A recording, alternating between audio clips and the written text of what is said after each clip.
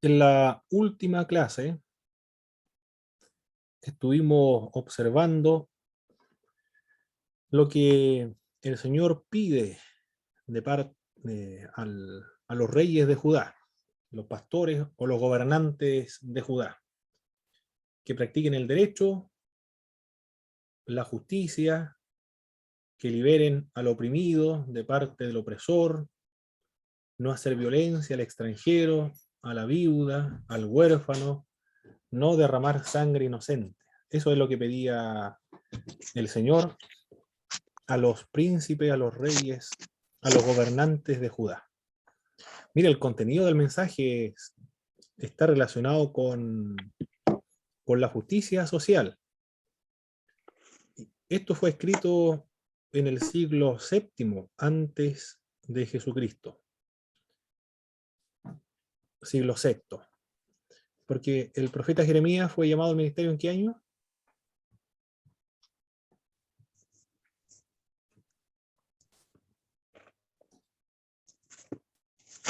¿Cuál fue la fecha del llamamiento profético cuando comienza o inicia su profecía este varón de Dios? 592, Seis- 571 aproximado. 626 era uno, ¿cierto? Hasta el 580. Ese fue el periodo. Ya, durante esa época entonces el profeta Jeremías escribe su texto. Y él está demandando atender a la viuda, al huérfano, al extranjero, hacer justicia, practicar el derecho, proteger a los más vulnerables de la sociedad. Es un mensaje que es mucho más antiguo que el marxismo, el socialismo, el comunismo. Lo mismo que desesperadamente busca las sociedades en América Latina o mundialmente, como fue en el siglo pasado, con el tema de la justicia social. Eso ya lo venían diciendo los profetas desde hace mucho tiempo atrás. Por lo tanto, cuando alguien habla acerca de la justicia social, de atender las necesidades de los más vulnerables de la sociedad, no se debe confundir con el marxismo o socialismo, porque esto viene de parte de Dios, con mucho tiempo de anticipación, muchos siglos. Además que está sancionado y contemplado la ley de Moisés, 1500 años antes de Jesucristo, ya estaba contemplado. La responsabilidad del pueblo, de los reyes, de los gobernantes, de los príncipes, y también de los que tenían los recursos económicos, atender a las necesidades de los más vulnerables de la sociedad. Eso es lo que pedía el Señor por medio del profeta Jeremías a los judíos. Y como no cumplieron aquella gran responsabilidad, que una responsabilidad social, entonces vino el juicio de Dios empleando a Babilonia. No es el único pecado que caracterizaba al pueblo hebreo, había otros pecados también. Las, las consecuencias de la serie de profecías de Jeremías durante el reinado de Joacim: todo el pueblo, los sacerdotes, los profetas se levantaron contra Jeremías. Por lo tanto, Jeremías va a quedar solo ahora. Todos se van a levantar contra el profeta Jeremías. Una sola voz frente a todo el mundo. Por eso que el Señor le dice al profeta Jeremías: no temas delante de ellos, yo voy a estar contigo, yo pondré mis palabras en tu boca, tú tienes que poner tu rostro como un pedernal, con una actitud de una dureza, como una piedra para sacar filo a los cuchillos o a las herramientas del campo. Así debe poner su rostro. Un rostro de tal modo que no lo conmueva, que sea insensible a la persecución, la opresión, el escarnecimiento de parte de la sociedad frente a él.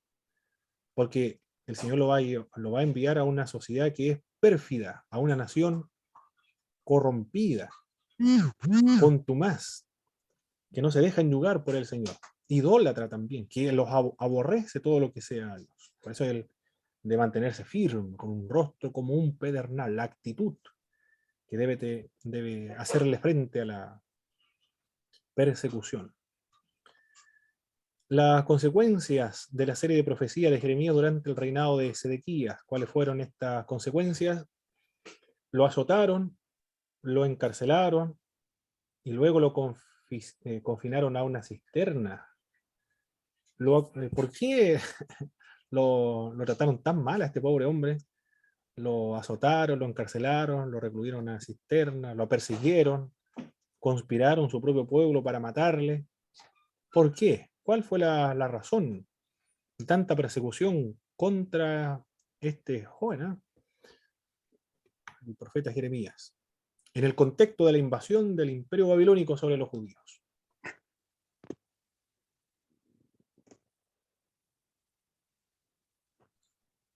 Porque lo trataban de traidor. Perfecto, muy bien.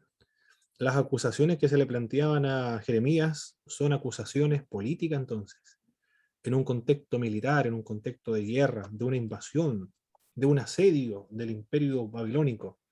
Le estaba diciendo a los judíos, frente a la invasión de los babilonios, depongan las armas, entréguense a Nabucodonosor, no le resistan más y oren por él.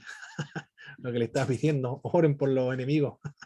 En caso de guerra es como cuando está invadiendo los rusos a los ucranianos, es como si Dios le estuviese diciendo a los ucranianos, entréguense a los rusos y oren por los rusos. No resistan más a los rusos, una especie así, en un contexto de guerra, cuando hay que defender al país. Alguien que esté desmotivando a los soldados, le esté bajando la moral, es un sedicioso, un conspirador, un traidor a la patria, por lo tanto, es el enemigo de todo, de un Estado completo. Así esas fueron las persecuciones que sufrieron esta gente, persecuciones políticas. Y la consecuencia de la profecía escrita de Jeremías, el gobierno de Joacim, el rey, que es lo que hizo el rey cuando le llevaron el rollo escrito con lamentaciones y ayes, que va a ocurrir un desastre, una invasión y van a aniquilar a toda la nación. Joacim, ¿qué es lo que hizo con el rollo? Lo quemó. Lo quemó el rollo, pensando que con quemar el rollo iba a impedir la masacre que venía sobre ellos. Y después Jeremías escribe con más, y se le agrega más juicio todavía, más castigo. Debía haberlo dejado hasta ahí solamente el rey Joacim. Muy bien. ¿Por qué Jeremías profetiza contra las otras naciones? Si él es un judío, es un profeta judío, ni siquiera es un profeta que tiene la acreditación de parte del Estado. En ese sentido, no es oficial, es, desde la perspectiva del Estado, un aficionado. O también lo podrían denominar un autodidacta, un aficionado. No una persona oficial, no está acreditado por el Estado, no está autorizado para profetizar. Ni tampoco ha heredado este oficio. Y no solamente profetiza contra los judíos, sino que también este hombre comienza a hablar de Tiro, Sidón, Moab, Edom, los filisteos, ¿quién más? De los babilonios, entre otras naciones. ¿No es eso entrometerse en la política internacional? ¿No le corresponde a este hombre hacer aquello?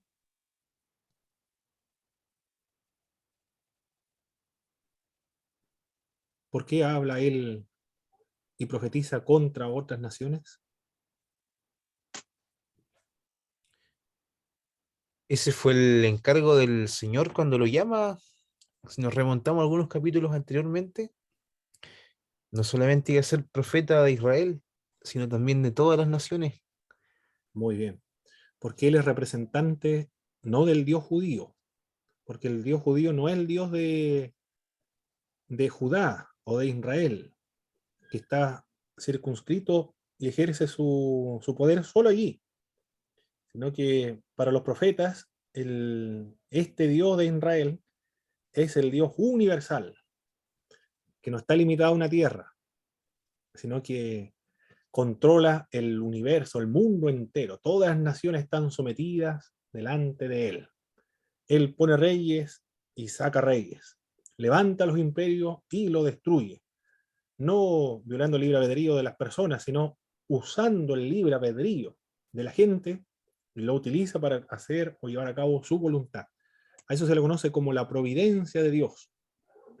Cuando Dios dirige, supervisa, guía, controla todas las acciones humanas, todas las circunstancias históricas, incluso las más pequeñas, para que llevara a cabo su buena voluntad. Transforma lo malo en algo bueno. Utiliza las pretensiones políticas de los asirios para destruir Israel del norte, la política expansionista de los babilonios para acabar con los asirios, la política expansionista y una nueva reestructuración de cómo ejercer la política internacional de los medos persas para acabar con los babilonios. Utiliza otro tipo de política de los griegos ahora, utiliza ese tipo de política de Alejandro Magno para acabar con los medos persas, y así también con los romanos, posteriormente con los griegos, y después con los bárbaros, y así podríamos seguir enlistando a través de la historia. Dios actúa a través de la historia. Cada acontecimiento está bajo la mano de Dios, porque es el Dios universal, controla absolutamente todas las cosas.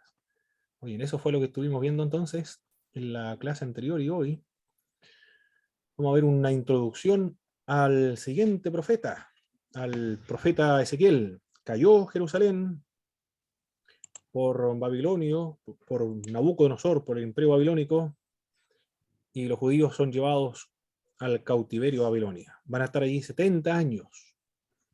Ocurrió en 3 etapas, 605, 597 y luego 586. Y Dios va a levantar a un profeta allá en Babilonia. Y vamos a ver sí, hermana Belén. ¿Hay alguna razón por la que hayan sido 70 años justos? ¿O fue así nomás? No sé cuál habrá sido la razón, hermana Belén. Si tendrá algún significado aquello. No recuerdo, quizás lo leí, pero no lo retuve en mi mente. Pero debe tener algún significado, ¿eh? Porque las cifras bíblicas tienen un significado. 70 años de cautiverio, de purificación. Voy a averiguarlo, no sé si me pueden ayudar ustedes a averiguarlo por algún comentario bíblico por ahí. No sé dónde. Yo creo que esa información debería estar en los libros de hermenéutica bíblica, por ahí podrían estar, en la sección de los símbolos y las fechas, o sea, de las cifras. Quizá por ahí esté alguna explicación de por qué 70 años. No recuerdo. Parece que en algún momento lo leí, pero no recuerdo exactamente. Mire, ahora que se me viene a la memoria, me parece mucho que está relacionado en compensación por todos esos años en que no le dieron descanso a la tierra. Por eso van a hacer descansar a la tierra esos 70 años, porque cada 50 años tenían que reposar 2. Y cada 7 años tenían que hacer reposar la tierra 1 año. Y como nunca lo hicieron reposar, entonces en compensación de aquello van a estar 70 años. Lo leí en alguna parte, no creo que esté confundiendo la... Sí, hermano Jaime. Sí, lo que pasa es que en la ley levítica aparece que ellos deberían descansar, porque ahí habla también de los diezmos, lo que el libro Malaquías habla. Cuando habla, dice el libro de Malaquías, dice traer los diezmos al alfolí. Cuando habla de los diezmos, habla de no solamente un diezmo, sino que habla de 3 diezmos. Sí. Y en esos diezmos dice que 6 años tenía que trabajar la tierra, más el 7º año había que descansar la tierra. Ese año 7º es el año sabático, en el cual relaciona que ese año no se iba a cosechar la tierra, pero Dios iba a ser el proveedor de la tierra o de las tribus de Israel.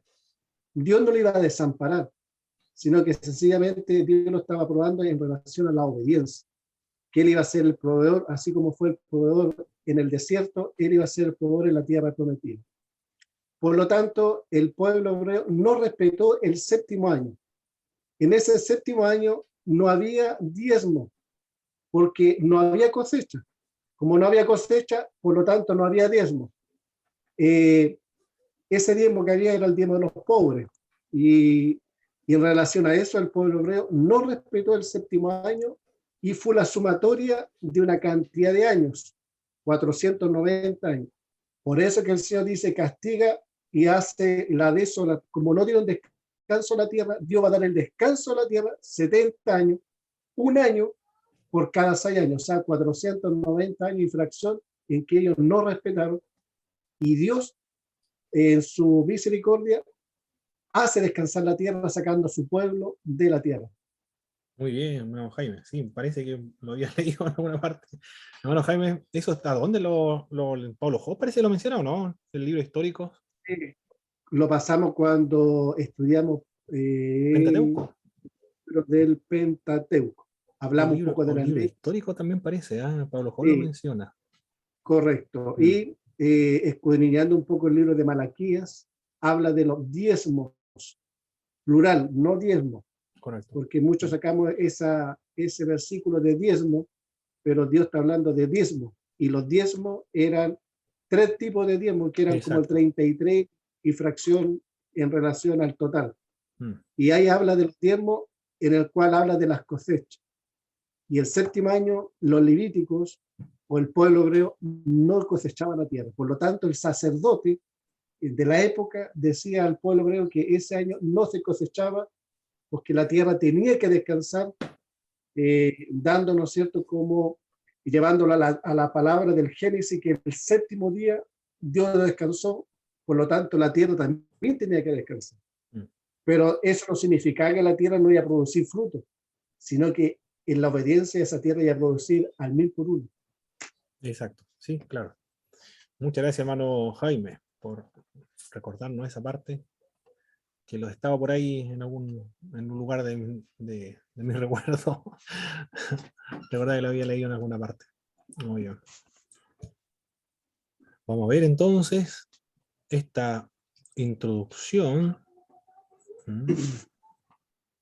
Introducción de este importante profeta, Ezequiel. Muy fascinante estudiar a estos profetas.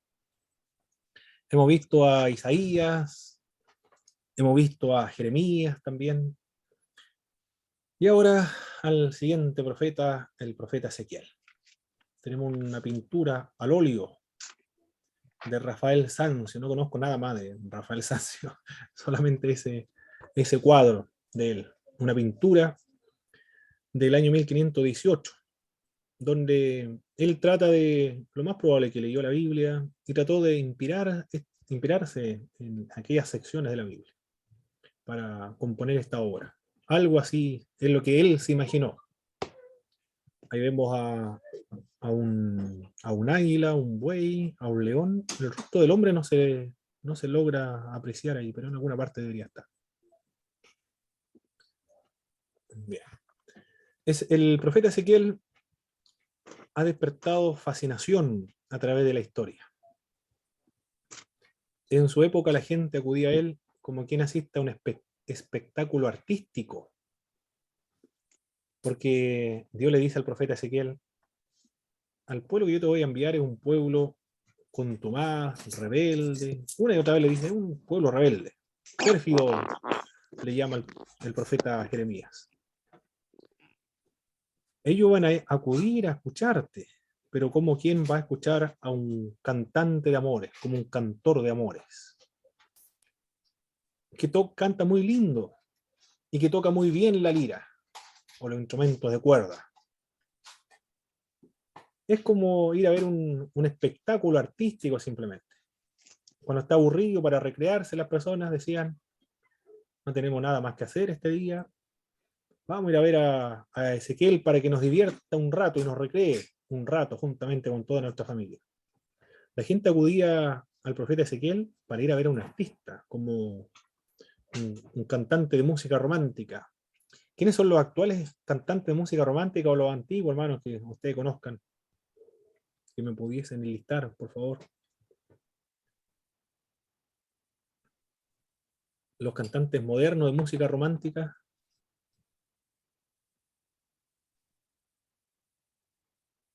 ¿Recuerdan, ¿recuerdan ustedes? Bueno, uno de los cantantes de música romántica, bueno, que ya no está, era Juan Gabriel. Muy bien. Juan Gabriel, Marco Antonio Solís. Marco Antonio Solís, ¿Quién más? Chayanne. Chayanne. ¿Quiénes son los más modernos? Esos son algunos. Julio Iglesias, los más antiguos. Sí. El Hoy día está Marcianeque. Marcianeque, no lo conozco. Hay que tratar de descifrar lo que habla y lo que canta. Ok, ya. En románticos los más conocidos son ahora como Río Roma, Ricardo Arjona, Claro. son como los más modernos. Ah, ok, ya. La gente va a escuchar a esta gente, o a estos cantantes, para recrearse, divertirse un rato, para pasar la tarde, o para despertar ciertas emociones dentro de la gente. Eso es lo que produce la música. Así acudía al profeta Ezequiel como quien va a escuchar a un cantante de música romántica, que toca muy bien la lira y que canta muy bien, pero que va a ejercer algún tipo de influencia sobre la conducta del pueblo en absoluto. Si la gente no va a escuchar a un predicador para que le transforme su estilo de vida, no, para nada. No le interesa el mensaje, lo que canta, simplemente le interesa que canta bonito y toca bien la lira, nada más. Eso es el profeta Ezequiel para este pueblo, ¿no? Para el pueblo de Israel. La predicación de este profeta despertaba en un pueblo pecador, curiosidad artística. Luego, hace algunos años atrás, psiquiatra y psicoanalista lo investigaron,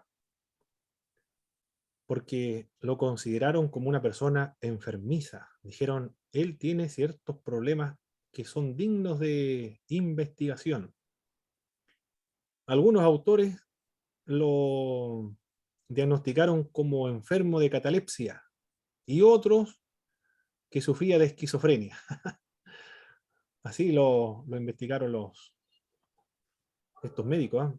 Un enfermo de catalepsia y otros una persona esquizofrénica. Bueno, sí, hermano, voy a cambiar un poco esto.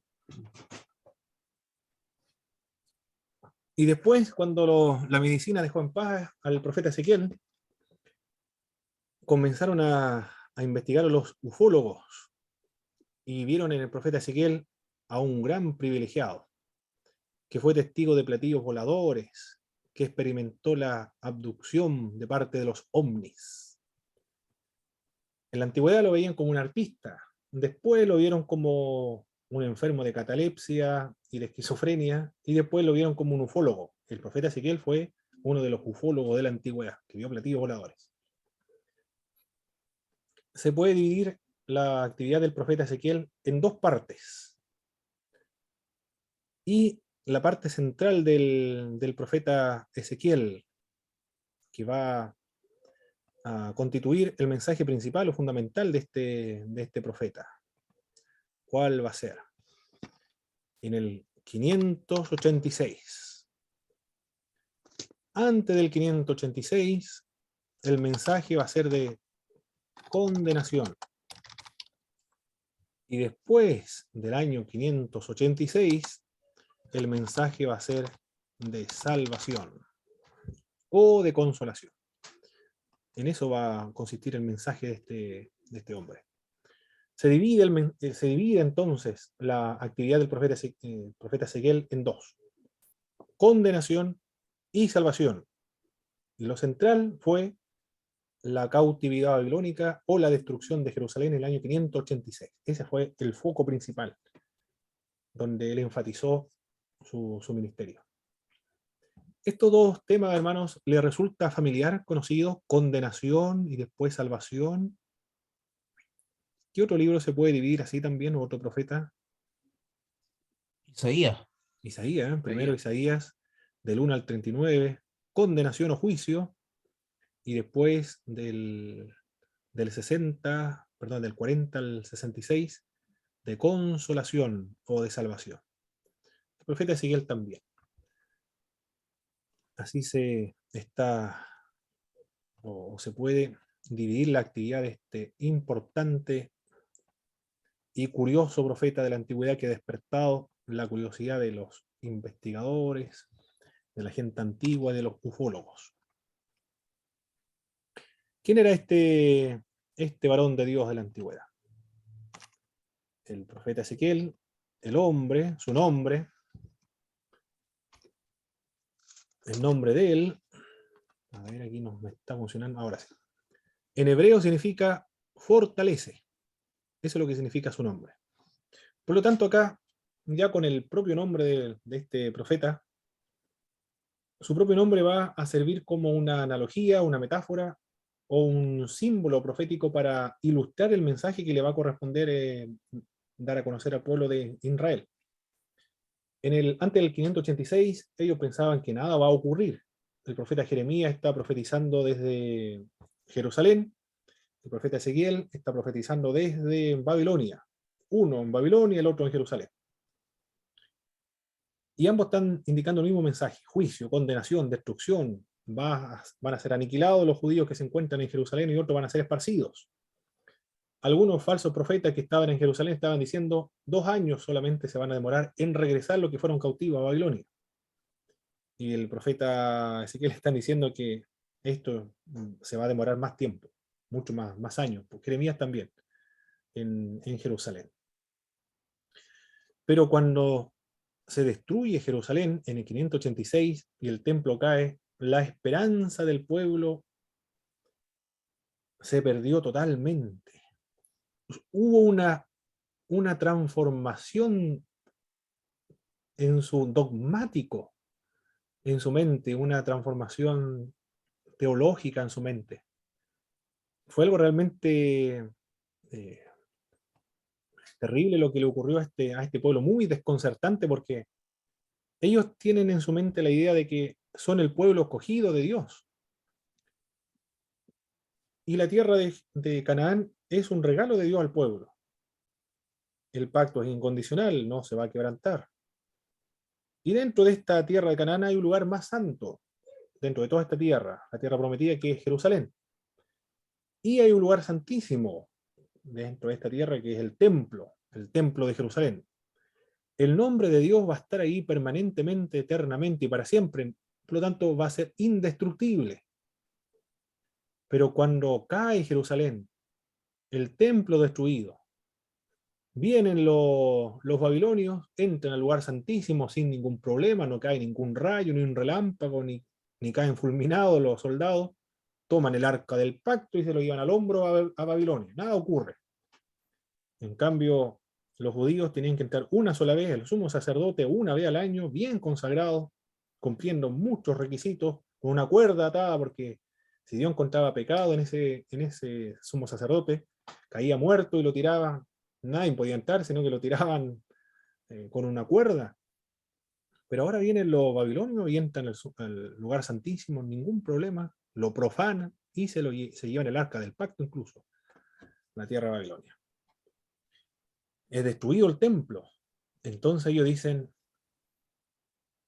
entonces, ¿qué ocurrió? Entonces la tierra prometida ya, no, Dios nos ha arrebatado la tierra prometida.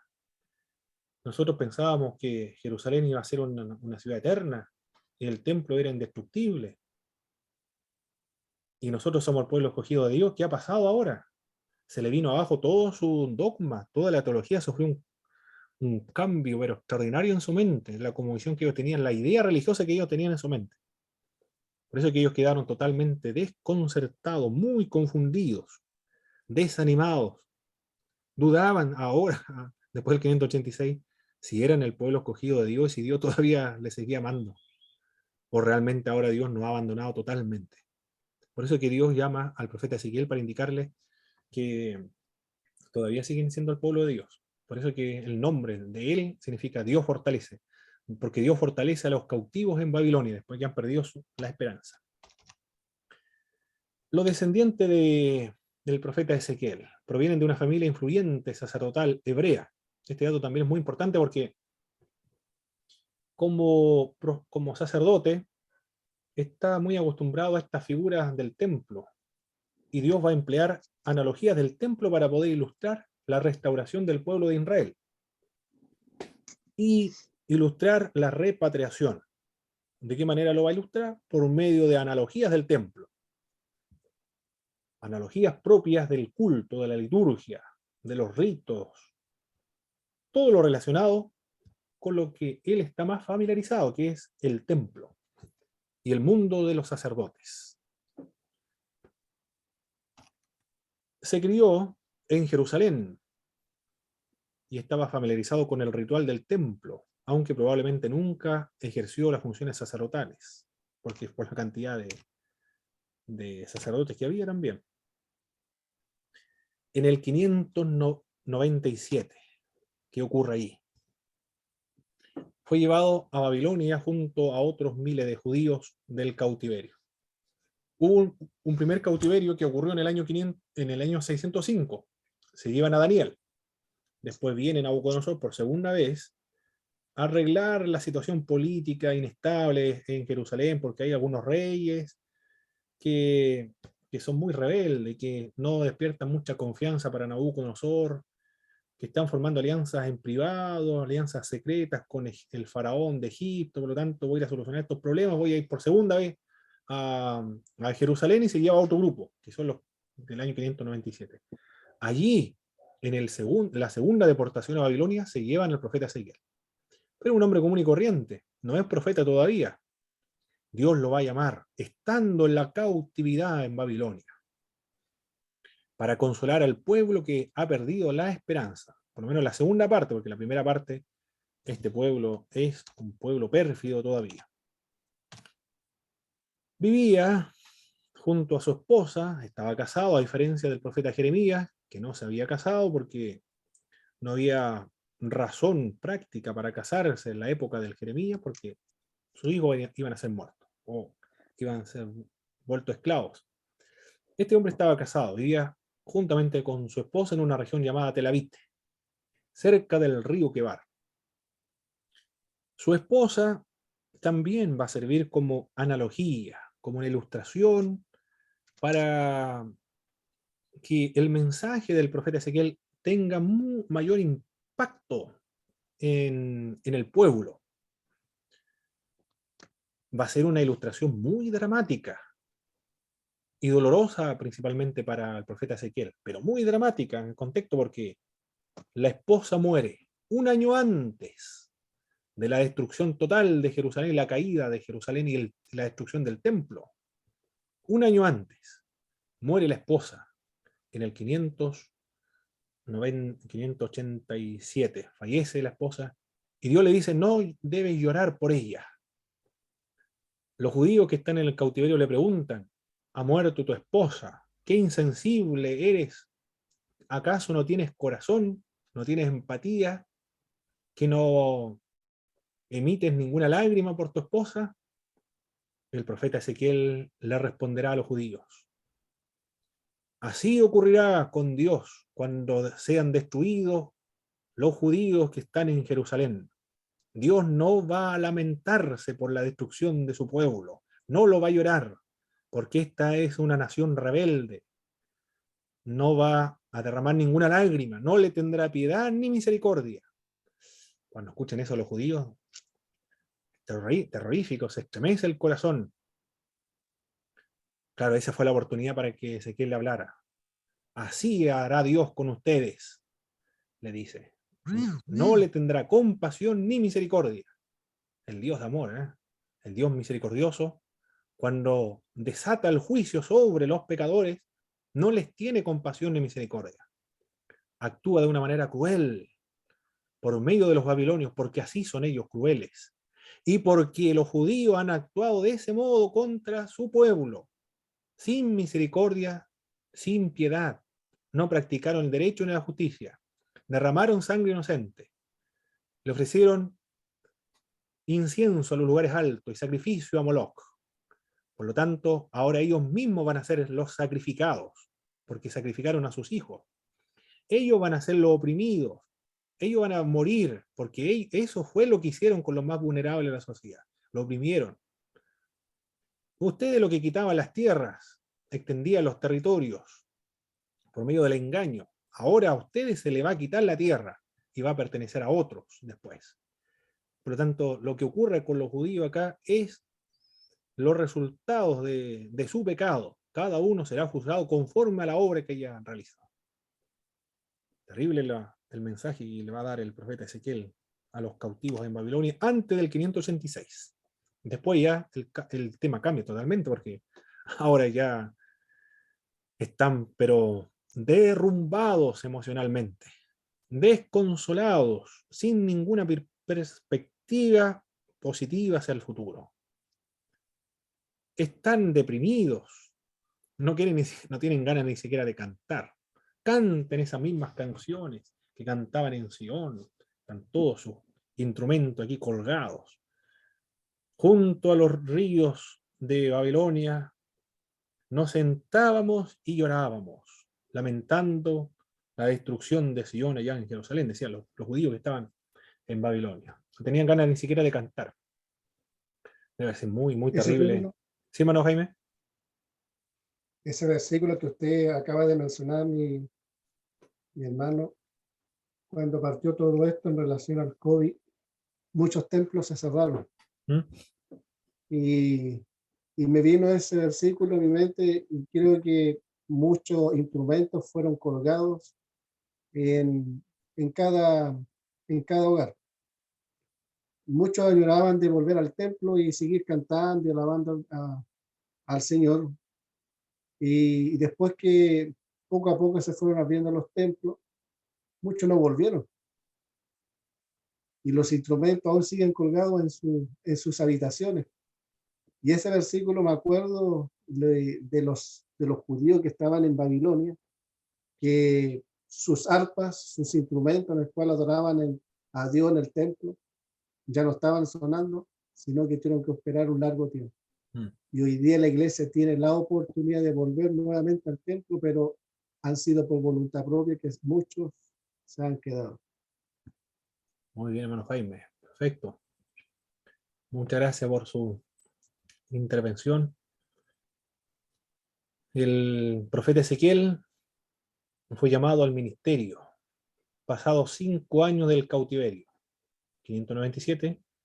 Por lo tanto, cuando es llamado al ministerio, la fecha se puede precisar con precisión, 593 a.C., el cual ejerció aproximadamente durante 22 años, hasta el 571. El profeta Isaías ejerce su ministerio profético del 740 al 700 a.C. Después viene Jeremías, 626 al 580. Luego viene el profeta Ezequiel, 593 al 571.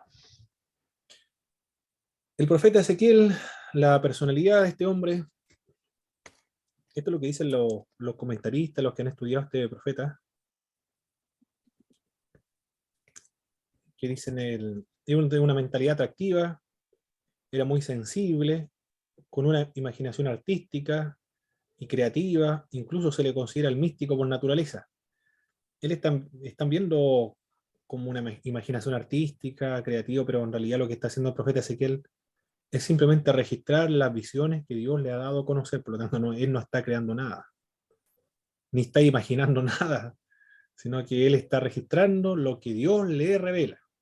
Hay que precisar esos términos porque se puede confundir si se explica de este modo, con una imaginación artística y creativa. Si él simplemente registra lo que Dios le está comunicando.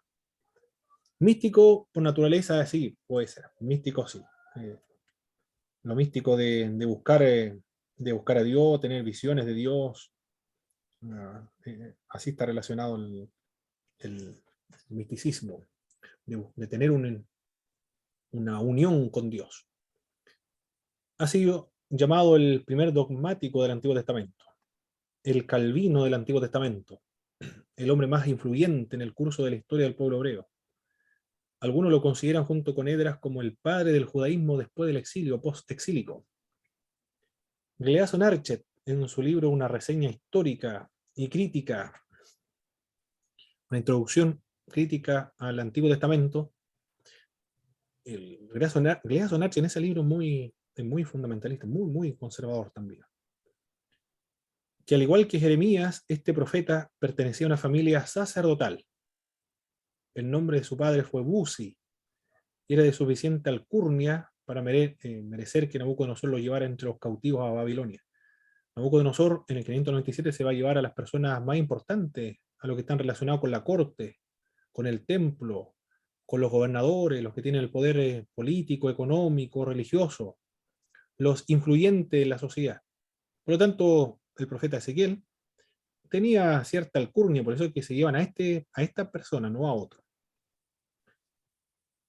Y se instala en Babilonia en el 597, en una población cerca de de Nippur, en un lugar actualmente, o se denomina también en la Biblia como el río Quebar.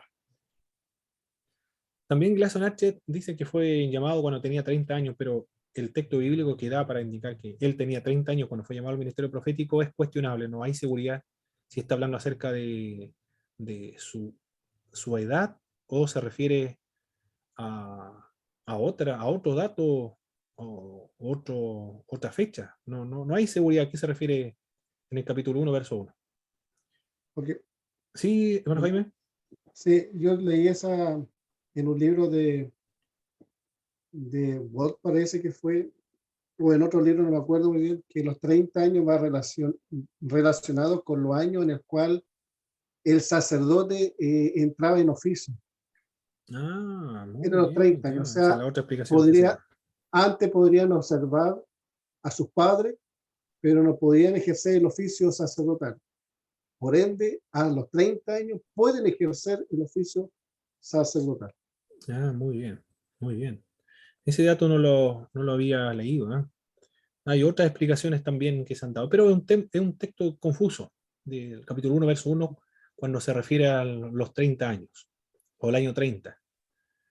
Llegó a ser un notable predicador entre los judíos del exilio babilónico, y a quien frecuentemente recurrirían tanto los ancianos como la gente del pueblo a pedir consejos, pero sin dar muchas respuestas prácticas al mensaje. Le iban a preguntar por curiosidad, pero de practicar lo que él le indicaba en absoluto. Ninguno de los profetas fue oído o escuchado, o que sus enseñanzas fueran practicadas. Todos ellos fueron perseguidos y desoídos en realidad. La fecha, la gran mayoría de estudiosos a través de la historia ha aceptado a Ezequiel como autor del libro que lleva su nombre. Y la redacción, cuando se registra el libro del profeta Ezequiel, dataría del año 570 a.C. aproximadamente. Sin embargo, hay otros grupos de estudiosos y de eruditos que ha puesto en duda la paternidad del profeta Ezequiel y han dicho que el libro es obra de un autor que vivió alrededor del año 200 antes de Jesucristo. Pero esta teoría no ha ganado apoyo entre los estudiosos. ¿Por qué creen ustedes, hermanos, que estas personas, estos eruditos, que tienen grandes capacidades realmente, son de alto nivel académico, pero que cuestionan la autoría de los libros de la Biblia y también cuestionan la fecha en que se redactó? El profeta Ezequiel habla de la destrucción de Jerusalén y después dice que Jerusalén va a ser restaurada nuevamente, van a ser repatriados, volverán los sacrificios en el templo, el sacerdocio se va a establecer, los sacrificios, las fiestas, los judíos volverán a su tierra nuevamente. ¿Por qué creen ustedes que asignan a la autoría de este libro, o cuando se escribió, en el año 200 antes de Cristo? Ni siquiera fue Ezequiel el que lo escribió, sino otra persona que vivió en el año 200 antes de Cristo.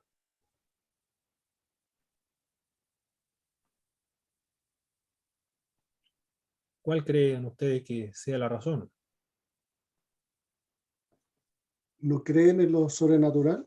¿Puede ser? Muy bien. Son liberales, son los racionalistas. No creen en lo sobrenatural. Ellos piensan que una persona que existió en el 570 no pudo saber lo que va a ocurrir más adelante.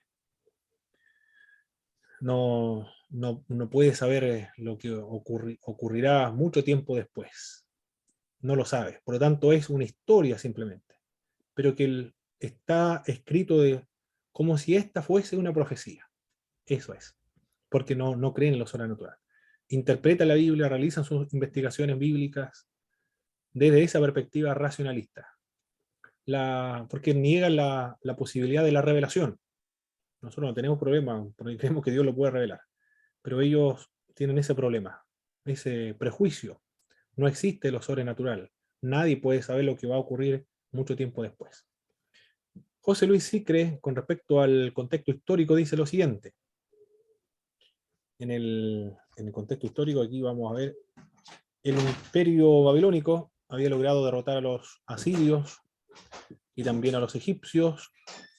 Derrotó a los asirios en el año 612 cuando cae Nínive, y después a los egipcios en la batalla de Carquemis, ocurrido o acontecida en el año 605. Judá estaba desde el año 605 a.C. en manos de los babilonios o caldeos, y desde ese año el rey Joacim había sido puesto por el propio Nabucodonosor en el 598, había sido depuesto y reemplazado por Joaquín. En el año 597, Joaquín y otros 10.000 judíos, preferentemente de la aristocracia, eran llevados cautivos a Babilonia. Entre ellos iba el sacerdote Ezequiel. Y el evento central que va a ocupar la atención del ministerio profético de Ezequiel fue la caída de Jerusalén. Ese fue el evento central, la caída de Jerusalén. Por lo tanto, este profeta fue la atalaya de Dios a los cautivos en Babilonia. En el año 609, al morir Josías en la batalla de Megiddo, termina el último momento de esplendor del reino de Judá, con Josías. Con la muerte de Josías, comienza a declinar el poder de Judá y comienza a perder la independencia política. Y ahora ya los reyes de Judá van a ser títeres de Babilonia o de los egipcios.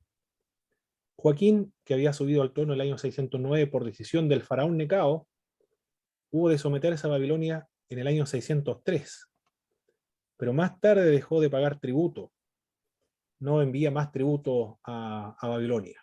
Por lo tanto, se va a producir el asedio a Jerusalén. Nabucodonosor va a ir a cobrar los tributos a la fuerza. Esto ocurre en el 597. Y ahí es cuando se llevan al profeta Ezequiel. Para sustituirlo, Nabucodonosor nombra rey a Matatías. Se lleva un grupo en 597, deja a otro rey que sea pro-babilónico, y le va a cambiar el nombre, le va a denominar Sedecías o Sedequías. El rey Sedequías va a gobernar desde el 597 hasta el 586. Durante 9 años se mantiene en calma pagando tributos. Todo está muy bien, pagan tributos sin ningún problema, por temor. Pero en Babilonia hubo un problema. Hubo un levantamiento armado en una de las provincias de Babilonia. Se enteran los de Edom, los de Moab, los de Amón, los de Tiro, los de Sidón, y todas estas naciones que eran enemigas de Israel van a formar alianzas políticas y todos se reúnen en Jerusalén. Es un grave problema para Jerusalén porque pareciera que fueron convocados por el rey de Sedequías. Él convocó a todas las otras naciones para conspirar contra Babilonia y formar una alianza política para enfrentar a Nabucodonosor y independizarse de Nabucodonosor. Este levantamiento nunca se concreta y llega a oídos de Nabucodonosor. ¿Y qué es lo que hace Nabucodonosor? Va a sofocar este eventual levantamiento fomentado por Sedequías. No sabemos si fue Sedequías el que lo convocó o no, pero todas esas naciones enemigas antiguamente de Jerusalén y se reunieron ahí en esta ciudad. En el año 588 Nabucodonosor responde de inmediato, asediando Jerusalén. Tras año y medio de sitio, forzada por el hambre, la capital se rinde. Esta rendición y esta caída ocurrió el 19 de julio del año 586. Se puede precisar muy bien, con mucha precisión. 19 de julio del 586. Un mes más tarde tendrá lugar el incendio del templo, del palacio real y de las casas.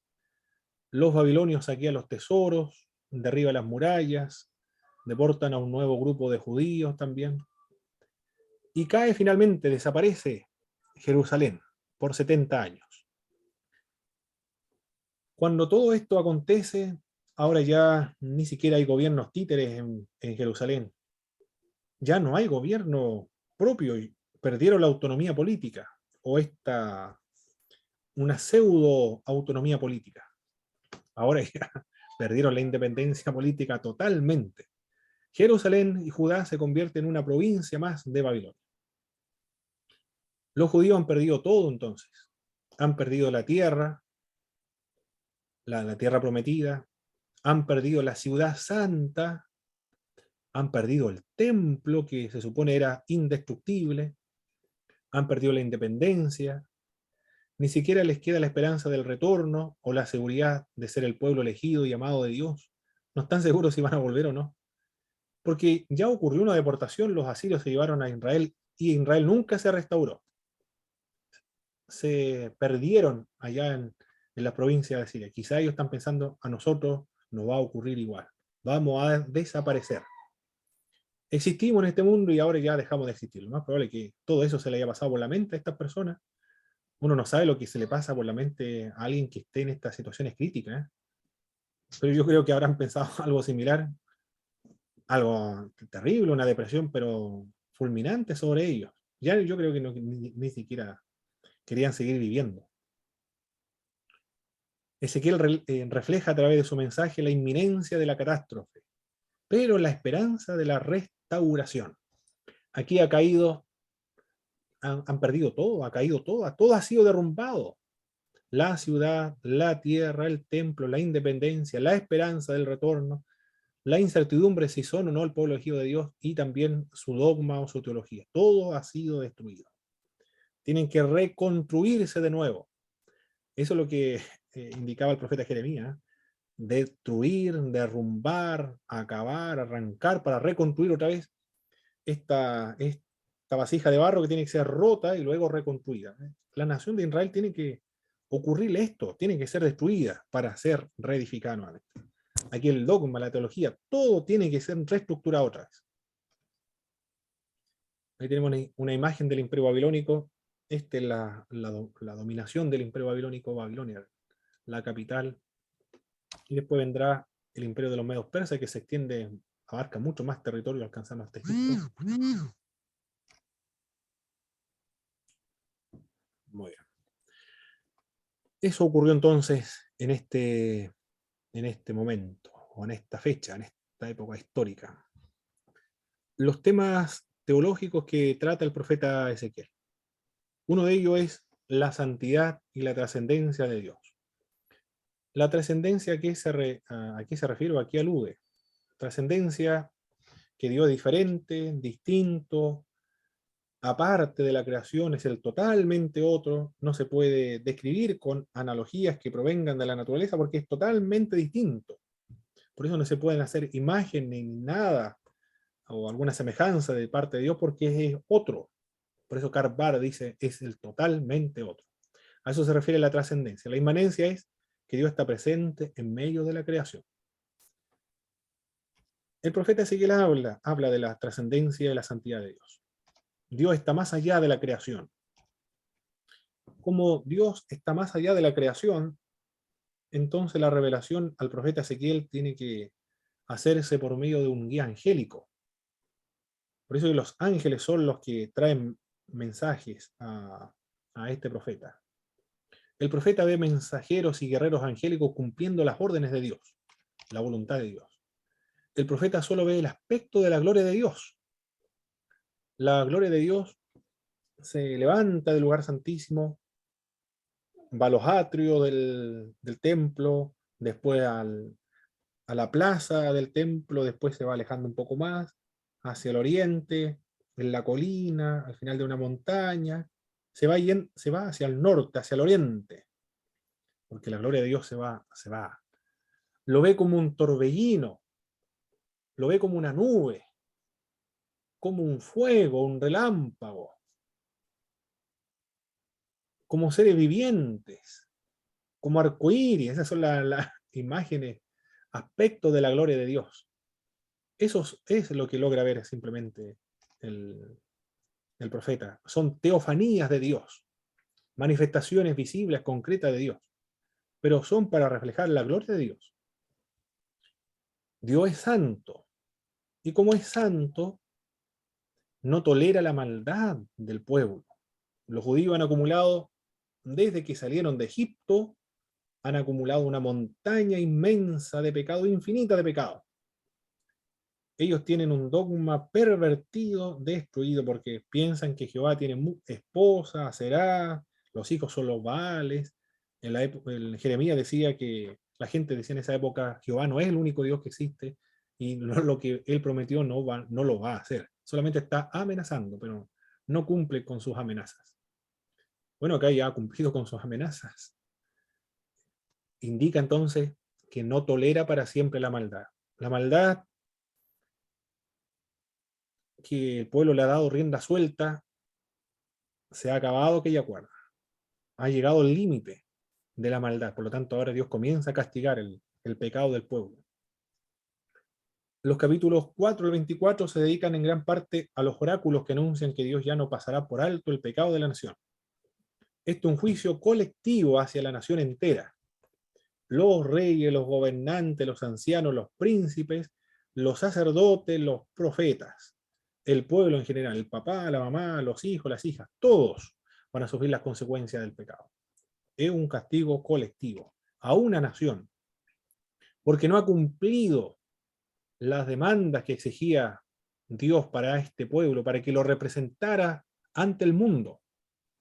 Por eso tiene que destruirlo, acabarlo, para reconstruirlo otra vez. Israel ha sido una nación rebelde. Una y otra vez, mire todos los textos bíblicos que se repite esta expresión, una nación rebelde. El exilio producirá un pueblo depurado, un remanente purificado dispuesto a vivir en obediencia a un Dios santo. El profeta Isaías decía lo mismo. Primero Dios, por medio del profeta Isaías, llamaba al pueblo a purificarse de todos sus pecados, a limpiarse. Pero si ellos no quieren purificarse de sus pecados, entonces, ¿qué va a hacer Dios? Lo va a purificar, pero por medio de la violencia, por medio de la fuerza, empleando a los babilonios, y con Israel del Norte empleando a los asirios. Se ha investigado la salud mental del profeta Ezequiel. Decían, ¿realmente el profeta Ezequiel era una persona que era normal o tenía problemas de salud mental? A partir de los estándares occidentales, el comportamiento de este profeta a menudo se considera como patológico, porque el profeta Ezequiel permanece inmóvil por largos periodos de tiempo. Por 390 días tiene que dormir amarrado al lado izquierdo. Luego por 40 días tiene que dormir atado hacia el lado derecho, inmóvil. También es sordo, permanece mudo. Cuando muere su esposa no llora, tiene arrebatos visionarios, cuenta historias y visiones extraordinarias, un viento tempestuoso que viene del oriente, círculos que dan vueltas, giran dentro de sí mismo y tienen ojos por todas partes, 4 seres vivientes que tienen cabeza de hombre, de águila, de león y de buey, con 2 cubrían su rostro y con 2 volaban y tenían pezuñas como de buey, una carroza, un arcoíris, trueno, relámpago. Claro, escuchando una historia así a un psiquiatra, el psiquiatra inmediatamente comienza a sospechar de la salud de este hombre por todo lo que está viendo. Porque el primer profeta en ver cosas tan extraordinarias son imágenes muy apocalípticas, figuras extraordinarias que él ve.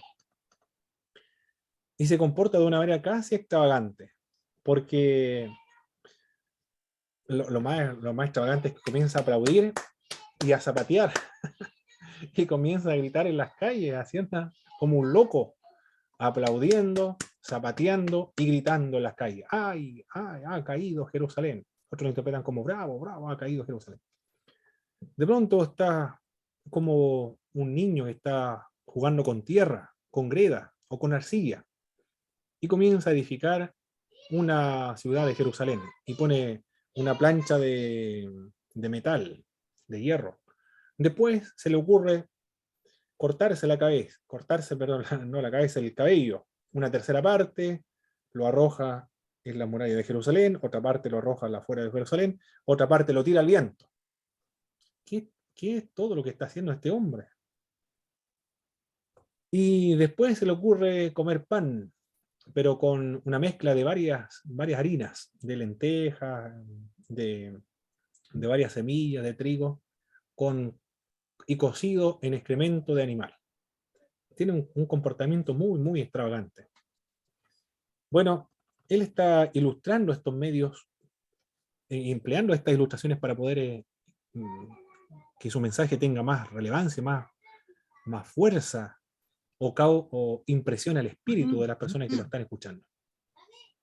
Pero para el Medio Oriente el comportamiento de este profeta es esperado. Para los occidentales le puede causar un poco de extrañeza, pero para los orientales es un comportamiento que se espera. El tema central del profeta Ezequiel es la gloria de Dios. La gloria de Dios se ve en el capítulo 10, abandonando el templo, en el capítulo 10, pero esa misma gloria que se ha ido hacia el oriente, hacia el norte, esa misma gloria volverá otra vez a Jerusalén. Se van, pero volverán. Es el mensaje. La gloria de Dios se va y luego volverá. Pero no se va para abandonar al pueblo, sino que la gloria de Dios se va con el pueblo en el castigo. Otro de los temas teológicos que podemos encontrar en el libro de Ezequiel es la gracia y la misericordia de Dios. Dios volvería a estar en medio de ellos, en medio del pueblo. Daría a su pueblo un nuevo corazón, un nuevo espíritu, lo mismo que menciona el profeta Jeremías. Porque este pueblo en esta situación en la cual se encuentra no puede servir a Dios. Tiene que tener un nuevo corazón, un nuevo espíritu. Había abandonado su templo, pero volverá nuevamente a su templo de una forma gloriosa. Volverá a manifestar su gloria. Isaías decía lo mismo, volveré a manifestar su gloria. La nación viviría de nuevo bajo un príncipe davídico, una promesa acá mesiánica, y este príncipe davídico gobernaría con justicia porque en Jerusalén nunca lo hubo. Siempre corrompieron la justicia, compraban a los jueces para que pudiesen estos sancionar al favor del mejor postor. Otro de los temas teológicos que podemos encontrar en el profeta Ezequiel es la soberanía de Dios. Gobierna, pero no solo los destinos de Israel, sino también gobierna los destinos de todas las naciones. No está en un lugar pequeño, en un recinto, en la parte trasera del templo de Jerusalén, conocido como lugar santísimo, sino que está en todos los lugares y en todo el universo, y los mundos se encuentran dentro de Dios. Es el Dios universal entonces. Sus palabras se van a cumplir porque Él es el Señor. Los judíos están diciendo que Él indicó que iba a traer desastre, pero no ha ocurrido absolutamente nada. No cumple con sus amenazas. Bueno, ahora ya ha cumplido con todo lo que habían amenazado por los profetas. Otro de los temas que trabaja el profeta Ezequiel es la responsabilidad personal. Con respecto al exilio, se había producido en parte como consecuencia de la culpa acumulada de generaciones de judíos que habían vivido en rebelión contra Dios y también contra su ley. Pero el profeta Ezequiel, más que ningún otro profeta antes de él, enfatizó las consecuencias individuales, tanto de la obediencia como de la transgresión. Había un dicho, un refrán de parte de los que se encontraban en el exilio, decían: nuestros padres comieron las uvas agrias y a nosotros se nos destemplaron los dientes, o a nosotros se nos cariaron los dientes. Nuestros padres comieron las uvas agrias y a nosotros nos dio la dentera, o se nos produjo las caries. Lo que estaban diciendo en realidad es que Dios es injusto. Eso es lo que quería decir con este proverbio. Dios es injusto porque los pecadores fueron nuestros padres. Ellos debían haber sido castigados, no nosotros, porque nosotros no hemos cometido pecado. Bueno, ya con el refrán que están empleando dilucida o revela realmente cuál es su condición espiritual y cómo están interpretando la realidad histórica que le está aconteciendo, porque están diciendo que los padres fueron los pecadores. Ellos no se sienten pecadores, no han quebrantado la ley para esa generación. Pero están culpando a Dios en realidad de injusticia. Acá el Señor le dice: todas las almas son mías, en el capítulo 18. El alma que pecare, esa alma morirá. Si el papá pecó, el papá va a sufrir las consecuencias del pecado. Si el hijo se aparta y no sigue el ejemplo, el mal ejemplo de su papá, no va a ser castigado, sino que su justicia lo salvará. Pero si tiene un hijo malo, la justicia del papá no lo va a salvar, sino que ese hijo malo va a sufrir por sus propias consecuencias, por su propio pecado. Y así comienza a enlistar. Cada uno es responsable por su.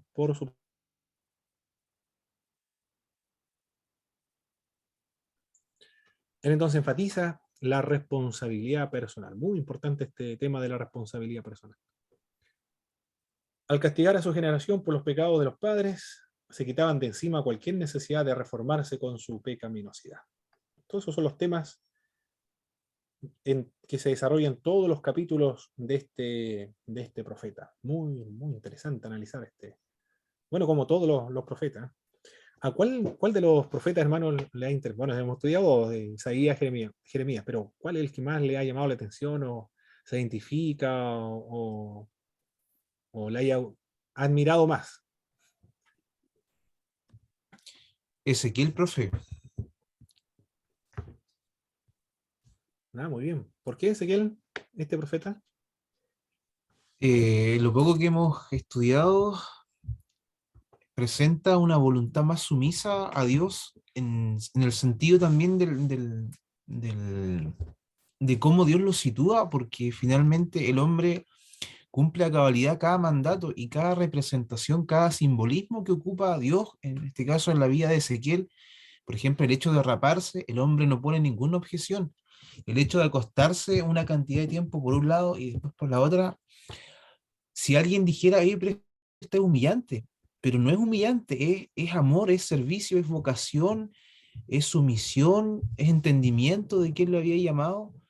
Yo creo que la única queja que puso fue cuando toca cocer el pan. Y fue como la única queja que puso en ese tiempo. Pero de todo lo otro, nunca Ezequiel se quejó hasta ese momento.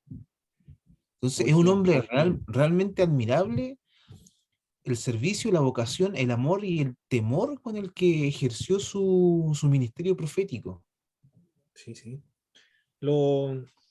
Ayer Jeremías. un pastor de acá de Puerto Montt advirtió lo mismo de usted, hermano Christopher, la obediencia de este profeta, cuando estábamos viendo todas las, Jere- todas las acciones que debían realizar. ¿Sí, hermano Jaime?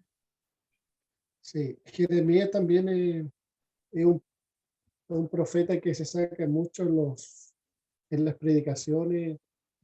Vemos cómo este profeta, de alguna manera, en la obediencia de Dios, él quería también a su pueblo, porque Dios le reprendió en algún momento cuando el Señor le dice que por favor no ore por su pueblo. Vemos el amor que él tiene con sus conciudadanos, con su pueblo, y se sentía arraigado con su pueblo. Y a pesar de todo lo que está viviendo, él obedece a Dios desde muy niño. Y vemos de una cierta manera los profetas o los predicadores o cualquier instrumento de Dios en el cual predica la verdad en medio de una generación, se podría decir, lleno de pecado, y donde Dios de alguna manera usa un instrumento y ese instrumento es vituperiado, bofeteado, de alguna otra manera también representa un poco lo que es Jeremías o lo que fue Jeremías en su momento, un pueblo que no quería escuchar la verdad, un pueblo que Dios lo quería salvar del juicio, pero ellos en su tosudez, en su rebeldía, en su desobediencia, no respetaban, no querían escuchar. Y el dolor que sentía el profeta Jeremías lo tenía en su ser, la lamentación que él tenía, de que como el pueblo iba a caer en juicio, y sentía el juicio en su ser, pero el pueblo en sí no quería obedecer. Muy bien, ¿eh? Muy bien. El profeta Jeremías amaba más a Dios que a su patria. No era nacionalista entonces, o sí, parcialmente, pero el amor hacia Dios era más fuerte que su nación. Correcto, muy bien. En Y el el cristianismo, último punto, sí,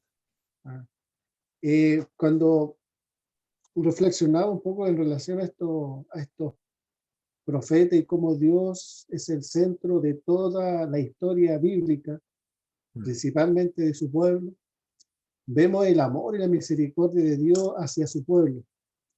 Y yo creo que también lo refleja en nosotros, en nuestras vidas como pueblo de Dios. ¿En qué situación lo llevo esto, mi hermano? Que cuando ya hemos estudiado un buen tiempo la Escritura y podemos reflexionar lo que Dios hizo con su pueblo en Egipto, primero enviando a su hijo José, esclavo, para que él después fuera el segundo, después del faraón, para ayudar de cierta manera a su familia y posteriormente a su pueblo.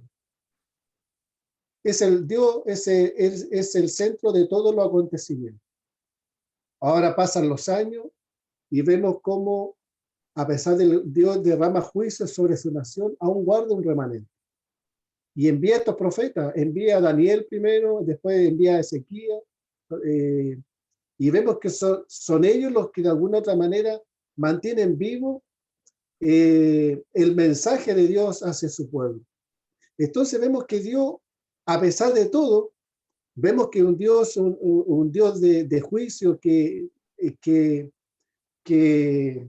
es un Dios santo, en el cual no permite el pecado ante su presencia. Pero aún así Dios sigue actuando en misericordia y en amor, guardando su pueblo.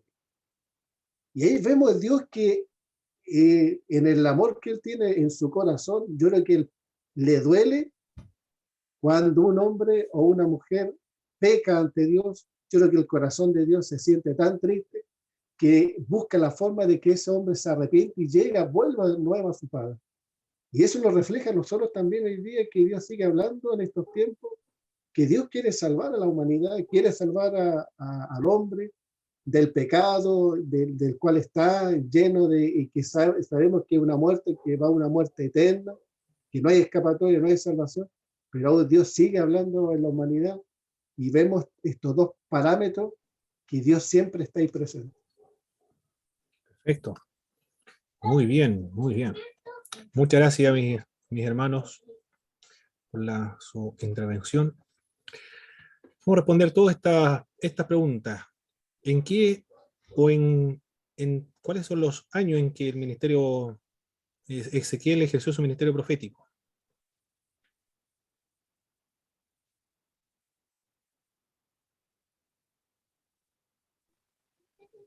Aquí cualquiera puede activar el micrófono y responder los años en que... 592 al 571. Muy bien. 593 entonces al 571. Correcto. ¿Cuál fue el evento central del ministerio de Ezequiel que ocupó su atención?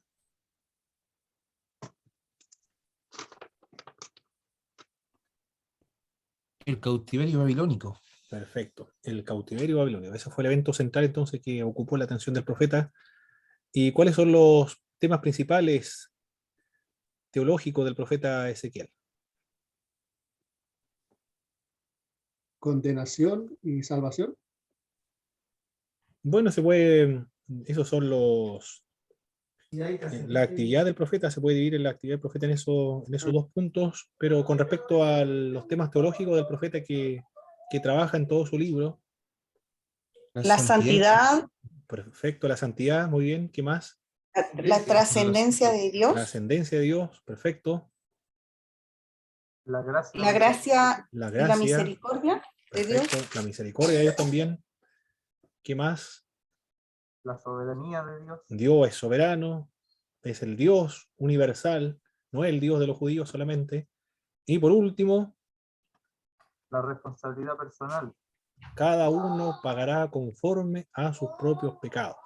No le puede echar la culpa ni al papá, a la mamá, al vecino, al compañero de curso, al jefe, Satanás, al demonio que me hizo pecar, o mis antepasados fueron los que me heredaron este tipo de personalidad o carácter. Cada uno mismo es responsable de sus propios pecados, nos dice el profeta Ezequiel. Muy bien, mis hermanos. Vamos a descansar un momento y regresamos a las 9 en punto para trabajar los capítulos 1 en adelante del profeta Ezequiel. Descansen, hermanos, vayan a tomarse un cafecito y volvemos a las 9. Bendiciones. Bendiciones.